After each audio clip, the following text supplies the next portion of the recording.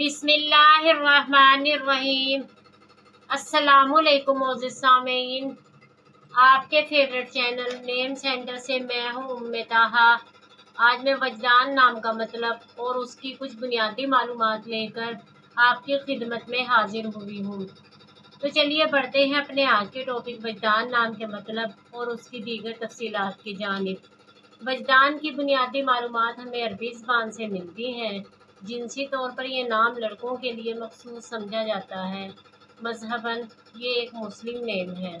इनके लिए खुशकिस्मती के अदाद में 5 और 9 के दिन शामिल हैं। बेहतरीन खुशकिस्मती का वक्त सुबह 3 से 5 बजे तक 2 घंटे है। खुशकिस्मती के दिनों में मंगल और जुमेरात के दिन शामिल हैं।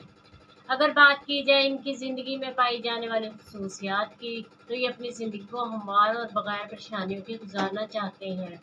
खुशकिस्मती की धातों में तांबा, खुशकिस्मती के रंगों में नीला और सब्ज़ रंग शामिल हैं। खुशकिस्मती के पत्थरों में जामनी पत्थर, ग्लोरकोही शामिल हैं।